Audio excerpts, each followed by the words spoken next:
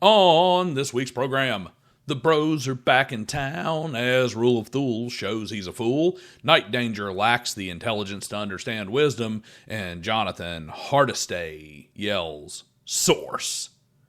The Tolkien Tards mine too deep and release a Balrog of BS on the world, and Racon Gunner uses AI to craft the worst gaming advice imaginable. Happy Monday, ladies and gentlemen, and welcome once again to Driving and Dragons. I'm Daniel, and this is our weekly reflection on the topics the TTRPG world has chosen to blow so greatly out of proportion that we all do our very best J. Jonah Jameson impersonation and ask, "You serious?"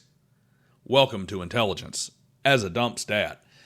This week is very heavy on our two favorite content mines, as the Bro SR has been very active in saying very stupid things, and the Silmarillion became a target of people who have Tolkien in their bios, but not in their hearts or their brains.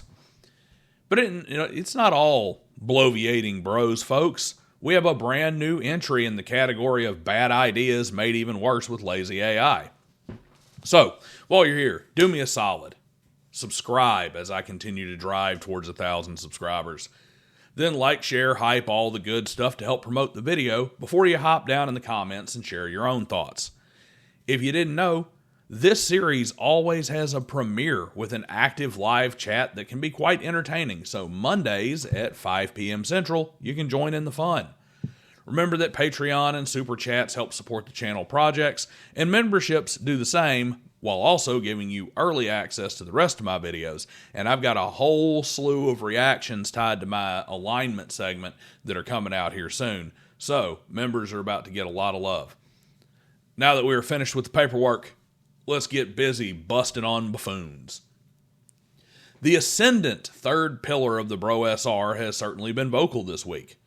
Between showing his entire ass to the eclectic goat for the terrible sins of both being a woman and asking legitimate, genuine questions about one-to-one time, and his job of stirring Jeffro's special sauce and the magic powder into the Flavor Aid pitchers, Rule of Thule has reminded us all why the Bro SR is simply not to be given any credence.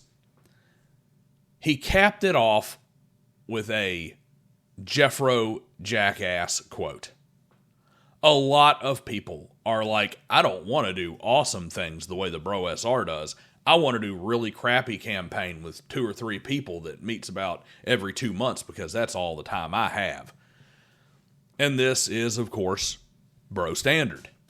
They say campaign when what they are really saying is setting, because they can't string together enough sessions with the same players together or develop a coherent enough world to make an actual campaign, and that's why they hide behind outdated language when they discuss their dumpster fire games. But then the Bro SR is at its heart a Gen Z movement. That's right, they're all a bunch of Gen Zers, guys, not even millennials. Perpetually online, rushing to use the Discord app to play their always-on game in the bathroom when they're supposed to be getting me large fries. So we shouldn't be surprised when they don't act like adults. And that's exactly what we get from folks like Rule of Thule, rather. Night Danger, also from the Bro SR, decided to show his own lack of basic reasoning in an ironic way this week.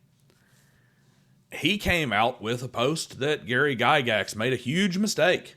When Mad Overlord asked how it was that wisdom became synonymous with willpower, Danger dropped out this greasy brown gem. The problem would not have emerged if Gary had been brave enough to make the prime requisite stat for clerics faith or piety. Trying to divide intelligence and wisdom is a fool's errand. Alright, so the first part isn't so bad. There isn't really any evidence of cowardice being an issue here, but faith or piety could have been a functional stat. The thing is, though, that when Gary designed the stats, he designed them to be largely universalist, and faith or piety would be tantamount to making a stat that's only relative to that single class. I can at least see some argument for that, at least. I can see that maybe solving some very minor issues. Personally, I feel charisma is actually better for priests because they're inherently leaders. I mean, in Christian parlance, we use words like pastor, which means shepherd. You know, the one who leads a flock, which means you have to have a certain ability to influence people. Priests are there to influence others, which is a facet of charisma. And yeah, willpower fits much more neatly with the force of personality and presence than it really does with instinct and intuition, which are more associated with wisdom. But of course, old Nighty couldn't handle this, and he went off on how a priest gets their presence and authority from God, and no charisma is needed, choosing to completely miss the point and attempting to use Catholic realities to support arguments about a fantasy game where many, if not most, clerics are not Catholic at all. Probably because Catholics don't even really exist in probably 99.99999% of even OD&D games. In the real world, we call a lot of these non-Catholic priests and pastors and whatnot, we call them heretics and pagans and others who are preaching, out there preaching false doctrines. So where is it that they get their presence and authority?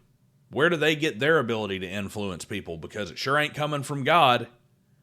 In fact, he tried to use Gary including crosses as holy symbols in white box as some kind of proof that D&D clerics worship the same God as real-life Christians.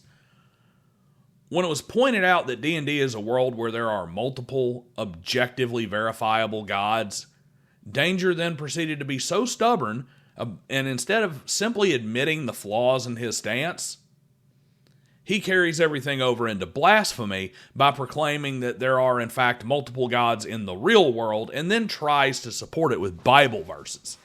And if only 2 Peter chapter 2 verse 1 had something to say about that. But Danger didn't stop there. In an ironic twist, he showed a lack of both wisdom and an intelligence in trying to argue that those are the same thing because they came from the same source. Since both come from the mind or the brain and represent different ways the mind handles information, well, you just simply can't separate wisdom and intelligence. They're not difficult. They're not different at all. That's a fool's errand. Well, I pointed out that his argument is no different than saying that, strength and dexterity are the same because they're simply different ways to use the body, and he just can't seem to grasp these very, very simple lines of reasoning. He doesn't get that intelligence has to do with acquiring and retaining information, while wisdom has to do with inferring information that isn't readily presented and putting it to use. He can't grasp the idea that a person can be brilliant yet oblivious and devoid of intuition, or that a fool can possess keen instincts and arrive at the appropriate decision without knowing why or how to explain that. But hey, he's a bro who is saying that old school D&D isn't perfect in one post while claiming its words are invalid in the next, so, points for being consistently hypocritical.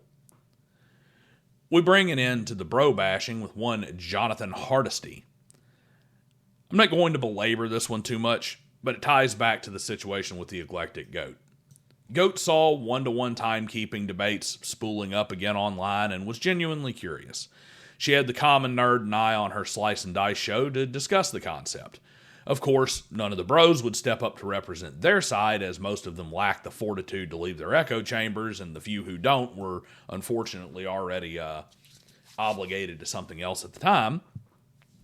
But hell, even Condor DM has been successfully dunking on them about one-to-one time, a couple weeks ago, and you got to say that's got to be something sad when Condor's dunking on you. But Goat was asking these questions in good faith, and she got their typical immature nonsense in response. And it ended in a very predictable place. Goat mentioned all the different reasons that while the mechanic has some utility, it's certainly not perfect for every table the way bros preach it is, and she even basically came out and said that her biggest problem is that they're insistent that it's the only way to do it right and that it's perfect for everybody and that you're just not doing it right if you don't get that. And she gets a typical Gen Z bro SR response of a nerd who can't counter her actual point yelling, "Source!" Johnathan comes out and states that he doesn't know where all the essays and substacks about long-running conventional games are. Where are all the articles about over-prepped games that don't lead to burnout and excited documentation of pause time? Well, for one, they're all over the place. They're just so ubiquitous that they don't really need to be pointed out. Pundit and Diversity and Dragons both have heavily documented conventional games that are in their decades at this point. There are entire channels dedicated to effective prep from players running lengthy conventional campaigns, including myself. Added to that is the fact that most of us are too busy enjoying the rest of our lives to run out to jump on the internet to write about the game that we just enjoyed playing. Even a guy like me who's running a TTRPG YouTube channel knows that in the end, nobody really cares about the day-to-day documentation of my game. But I have had my players show up in chat and confirm that my games and campaigns tend to last several years. I don't need a blog, and the fact that I don't write one in no way helps support this failed idiotic cause of the Bro SR yelling, well, because you don't document it online for us to go link it, it must not happen. This is more Gen Z Bro SR stuff. It isn't on the internet, so it doesn't exist, and all conventional gameplay happens to be the 5e WotC tourist crowd because that's what's dominant now and nothing existed before now. Self-absorbed, Gen Z, always on bullshit. Now go get Jeffro. I need him to comp my meal because you guys let my fries get cold while you posted your downtime orders. It really is amazing that the Bro SR just can't understand that most people don't enjoy leisure time activities that dominate every spare moment of the day and make you feel like you have to constantly rush back to check on it. Like when I pick up my copy of Corvid Codex Volume 1 and open it to one of the 7 fantastic pulp short stories, I'm enjoying it right then. And then when I have to get back to the real world, it's great that I know that there's another cyberpunk or fantasy story waiting on me when I get back from the day. And while Corvid Codex is so incredibly entertaining that it does make me want to tell the world all about it, I don't have to draft lengthy breakdowns of how many ice cubes were in my drink as I sat out in this glorious spring sunshine with my dog and my stogie to read about Eris Rainwhite and his mission to assassinate a megacorp Nepo baby, or Ergen and Elisar's confrontation with the dwarven crime lord that runs the streets of Timpana Bay. Just like your games, you can experience Corvid Codex for yourself, and you don't have to constantly check back to make sure it's still there while you're at your kid's ball game. All you got to do is follow the links below and grab a copy. Speaking of books, we have some brain-bleeding Tolkien takes this week. Yes, the people who should have the letters of his name permanently removed from their keyboards were at it again. And as per usual, High King Fëanor and other accounts in the vanguard of the war against people who think rings of power is not an abomination had to step up and run the defense. This time, it's trying to claim that the Amazon dumpster fire Rings of Failure is just like the Silmarillion. Did you know that the Silmarillion was written to inspire others to create new stories in Middle-earth, just like Rings of Power? Well, yeah, neither did J.R.R. Tolkien. Because if you actually read it, you will find surprisingly little room to add your own ideas. And one major reason that Tolkien hated the very concept of any kind of adaptation was that he knew no one would ever be able to take his vision and not corrupt it with their own experience and ideas. He certainly was not out there saying, oh yeah, this is perfect for this weird girl boss relationship with Sauron, black elf nonsense that Amazon's come up with. It's almost like he felt you should go write your own worlds and not show up trying to change his. Of course, other mental midgets will tell you that he didn't even write it. No. It's just a bunch of stories that he had scribbled throughout the 50s and 30s and 20s, and his son cobbled them together in the 70s, and it isn't any more canon than Amazon's carefully recorded billion-dollar abortion is. I don't need to go much further on this point. The best thing that can happen is for all rights to be permanently revoked regarding Middle-earth, all media produced after 2004 to be permanently destroyed, and for Lord of the Rings to be labeled a world treasure of cultural significance to never be altered or interpreted again. Read the books, and remember that there is no such thing as a Tolkien fan who speaks well of Rings of Power. We end the day on Facebook with a brand new content creator who I feel will be a regular on this show.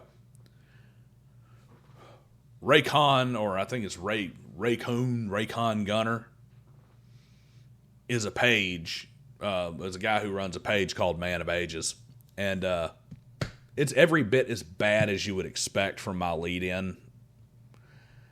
It's hard to say when it started, given that he apparently wrote like dozens of posts, blog articles on Valentine's Day 2025, but then there's like nothing else that's dated before January 2026, and it's kind of all over the place and out of order. Not that it matters. Everything that I've read on the site smacks of low-effort AI prompt writing.